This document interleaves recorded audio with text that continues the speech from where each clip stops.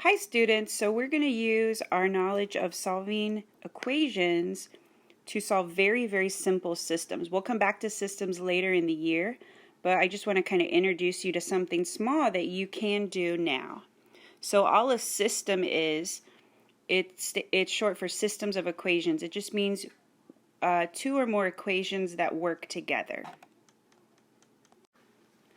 So there's two examples I'm going to do with you.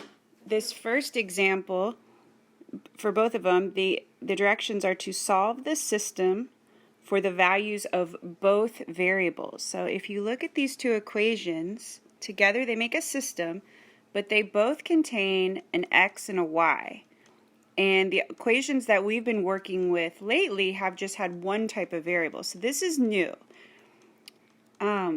We're trying to figure out a value of x and another value of y that make both equations true at the same time. So this is how we're going to do it. When they're in this form, it's actually very easy. So in the first equation, y equals 3/2 x plus 4. So that means 3/2 x plus 4 is another way to say y. In the other equation, 1/2 x minus 6 is also another way to say y. Well, I'm trying to figure out where the y's are equal.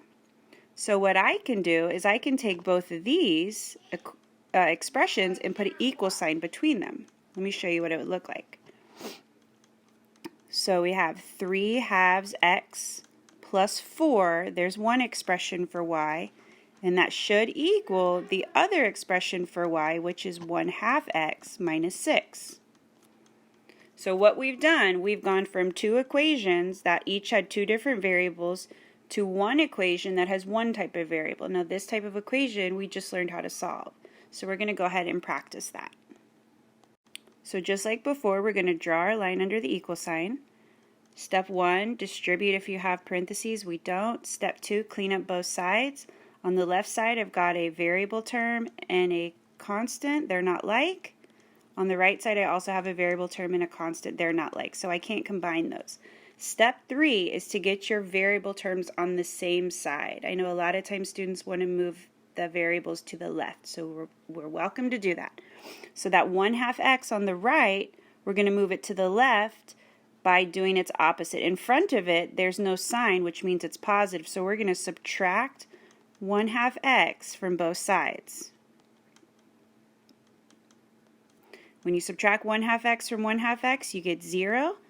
So on the left side, we've got 3/2 x minus 1/2 x. Now, because the denominators are the same, they're both 2.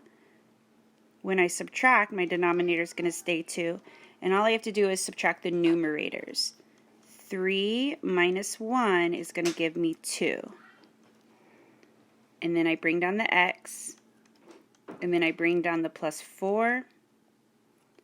Equal sign, and on the right I've got a negative 6. So just to kind of go back to that variable term, 2 over 2 is the same as 1. So technically, if I have 1x, I really just have x. So I can just get rid of all of this. Okay? So let's go back to our equation.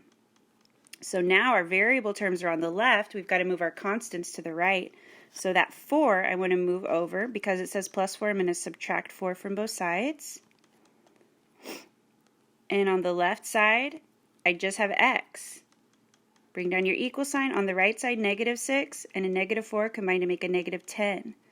Now, this is a weird example where if your coefficient is 1 in front of your variable, you're done. You don't have to do that dividing or that multiplying last step. So this is the value of x. Now remember, we have to find the value of both variables. So here's what we're going to do. Now we're going to go back to either of the two original equations, whichever one you want. Let's just use this bottom one. And what we're going to do, instead of x, we're going to put negative 10 right there where x was. So it's going to look like this. Y equals 1/2 times negative 10 minus 6. Now to simplify this, first we're going to multiply and then subtract. We're using our PEMDAS. When you multiply a fraction times a whole number or an integer, you're going to put that integer over 1 and you're going to multiply straight across. So for the numerators, 1 times negative 10 is negative 10. For the denominators, 2 times 1 is 2. And then we still have the minus 6. That negative 10 over 2, that can simplify to negative 5. If I divide negative 10 by 2, I get negative 5. Minus 6. Go over here, I'm running out of room. So y equals negative 5 minus 6 is negative 11. So if I was to take these two equations that I started with in green, and I plugged in negative 10 into both of the x's and negative 11 into both of the y's, it would make both the left side and the right side true for both equations. So now let's try a little bit simpler example. So this time we don't have any fractions, which is, I know, always makes you guys happy. So once again, we're going to solve the system of equations for the values of both variables. You're not done until you have a value for x and a value for y. Just like before, we've got y equals this expression. We also have y equals this expression. Well, if I'm trying to find the value of both variables that make both equations true, then I also want to know where the y's are equal, right? The y's should be equal because they're going to make both equations true. So I'm going to set these two expressions equal to each other. So we've got 4x minus 5 equals negative 6x plus 5. And now I have an equation that only has one type of variable, which I have learned how to solve. So let's go ahead and practice.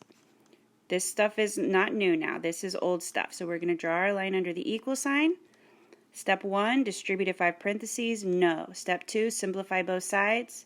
Both sides are simplified. Step 3, move all your variable terms to one side of the equation. Let's move our x's to the left. So if we want to move that negative 6x to the left side, we're going to do the opposite of negative, which is plus. So we're going to add 6x to both sides. When I add 6x to a negative 6x, it makes 0. So now we'll bring down what we have left. On the left, 4x plus 6x is 10x. Bring down the minus 5, bring down your equal sign. On the right, we just have that positive 5. Now that our variables are on the left, we're going to make sure that we move our constants to the right. That negative 5 is what we need to move to the right. And since it's minus 5, we're going to add 5 to both sides. When I add 5 to minus 5, I get 0. So what we have left is 10x on the left. 5 plus 5 is 10 on the right. Last step, get rid of that coefficient of 10 by dividing both sides by 10. 10 divided by 10 is 1. 1 times x on the left is just x. And 10 divided by 10 is 1 on the right. So now we have found the value of our x. Now we need to go back and find the value of y. It's totally up to you which original equation you want to plug it into. I'm going to use the bottom one just because it's already written and I can work right below it. So we're going to plug in 1 where that x is. So it's going to look like this. Negative 6 times 1 plus 5, and then we'll simplify. Negative 6 times 1 is negative 6. And negative 6 plus 5 is negative 1. So y equals negative 1. So that's it for the notes, short and sweet today. When you get to class, I'm going to show you a cool way to check a system and to kind of explain visually what it means on a graph. See you in class.